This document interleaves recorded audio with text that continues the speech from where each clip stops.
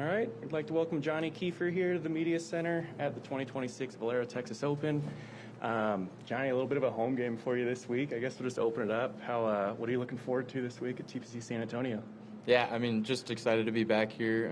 It's a place that I grew up watching the tournament and playing all the time in high school matches and all that stuff. And I'm just really excited to be here and definitely to sleep in my own bed. Between high school and college, how many times have you played in this event? Because I know this is the first one for the Valero Texas Open, but you're familiar with the course itself. Yeah, I mean, I've played it a million times, and both courses, Canyons and the Oaks.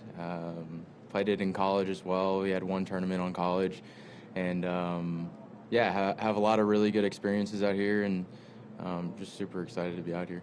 And then last one for me before we open it up for questions.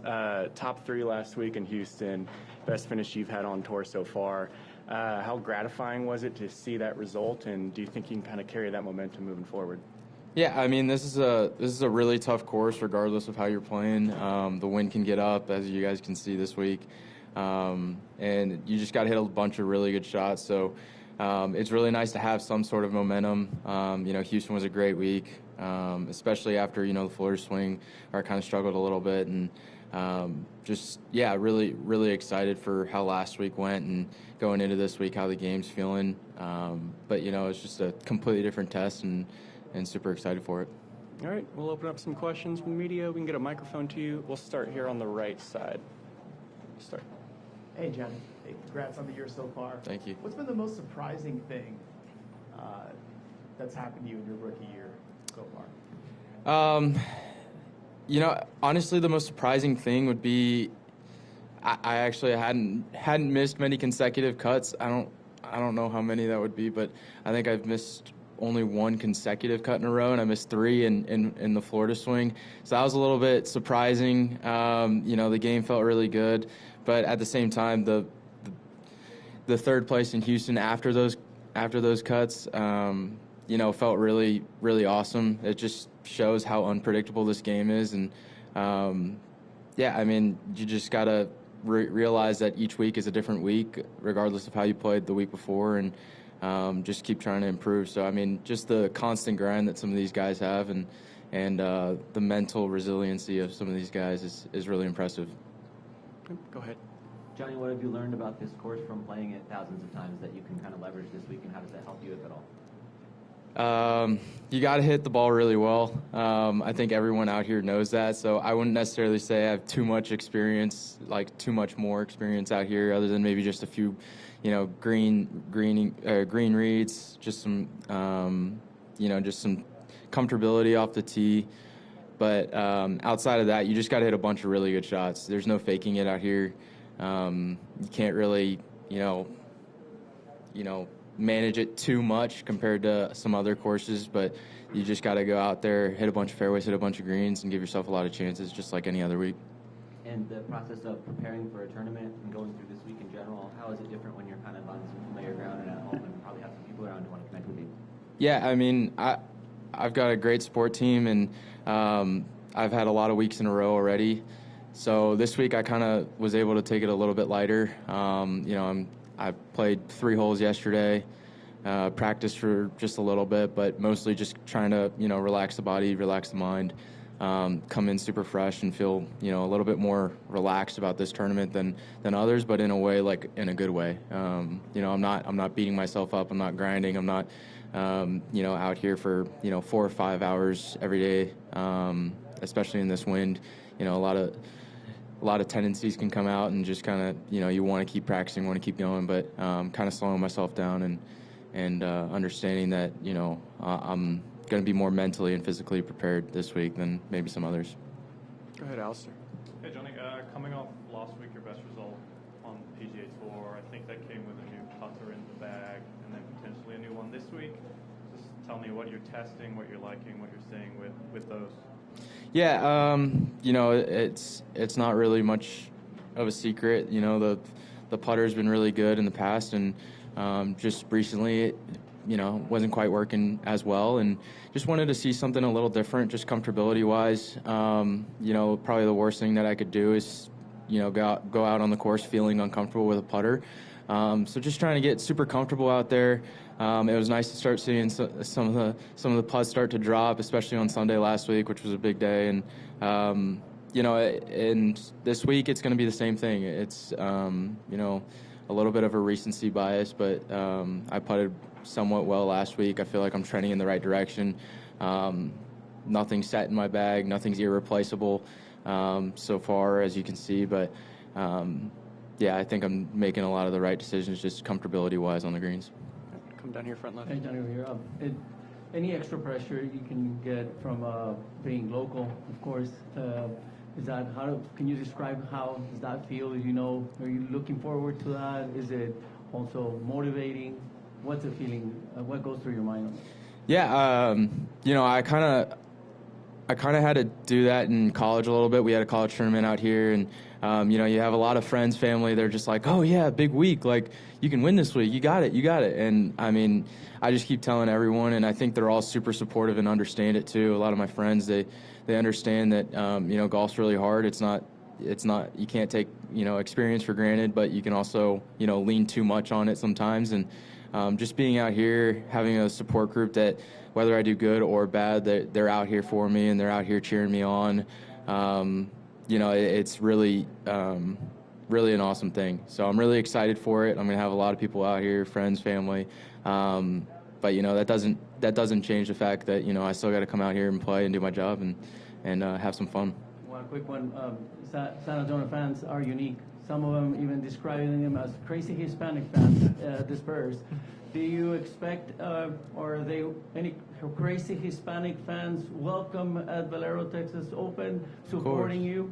What would you tell them? It's San Antonio.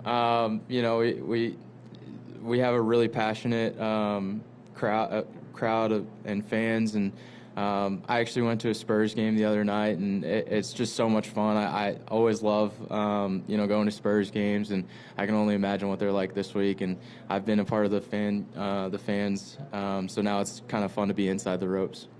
We'll go with the back right. Hey, along those same lines, you said earlier you feel comfortable sleeping in your own bed this week. You're not that far out of? It hasn't been that long ago since you lived here. Are you talking about TPC or sleeping in San Antonio, or are you actually staying at the house you grew up in and childhood? Yeah, so I mean, a lot of people don't know this, but I still live with my parents. My fiance is still in med school, and she's kind of traveling around. I'm traveling around, and right now we haven't settled on one spot that we're going to move to. And as of right now, I'm sleeping in my own bed, my parents' room, or my parents' house. So I really enjoy it. Save up the money, and we'll see and go from there. Go back right. Hey Johnny, first off, go Jags. My kids went to Johnson, just like you did. Secondly, kind of back to what his question was regarding maybe a little pressure, but is it more of an inspiration that you, Mac Meisner, and some others are like in that next wave of Texas Tour pros that want to kind of carry that torch that Scotty, Jordan, and others before them sort of have laid for you? Yeah, I mean, it's something that we all dreamed of. I definitely have imagined myself playing this tournament a lot of times, and it's something that I've always dreamed of. I mean, I can't take for granted. It's an awesome tournament. It's an awesome venue. Me and Mac grew up playing high school golf, and Mitchell is his older brother as well. And some of these other Texas guys have just, we've always paid attention more to the Texas swing. That's just how it is. We live here, and we're really passionate about it. And obviously looking up to guys like Scotty Scheffler and some of the other Texas guys out here, and being on the same tour as them, competing against them, and it's a dream come true. Stay here on the right. Yeah. And Johnny, envisioning yourself in this position you mentioned, also with a potential auto bid to the Masters on the line, what does that mean to you, and how much are you thinking about that? Well, the nice part is I've got that behind me. Last winter, I should say, the RSM, I secured the top 50 in the world invitation, was 7th place, and that was my best finish at the time. So it was kind of nice, just to have the momentum. I think is big. I said last year if I didn't get in, I didn't I didn't want to put too much pressure on myself, and I just wanted to play well going into the Masters, whether I was in or not. And it's nice because, last week was big for momentum, and hopefully I can carry that momentum into the Masters next week. Okay. Any more questions? A couple more. We'll go to the back. Yeah, we're curious. Obviously, there's a big week this week, but do you follow the Aon standings at all? And are you aware that you're projected to qualify for the RBC Heritage with one event left in the swing? I'm not gonna lie to you. I don't follow that very much. At the same time, it's great. I tell my parents all the time, it's like I don't really like to pay attention to the rankings or anything like that. I know good golf's gonna take me to some really cool places, and some bad golf, probably won't. It's really simple. You play well, and you get to go to some pretty cool spots, and you don't, and you might miss out on some cool opportunities. So. Yeah, just looking forward to it, and now I do know. But again, it's just more motivation, more fuel to the fire. Yeah, and a quick follow-up too. What would you say is the benefit of earning spots into some of the strongest fields on tour? Yeah, I think it's just a continuation on. It one validates that. I'm meant to be there. I'm meant to be here. I'm meant to compete against the best, and it's just a great opportunity and something that I've always dreamed of, and something that I can be really, really, really happy about. But also, motivate myself and continue to put myself in those spots so that maybe I don't have to worry about that because I'm already in it. And it's something to look forward to. Come back here to the front. Johnny, how many times would you say you've been here as a spectator when you were younger, and did you have any particularly memorable experiences?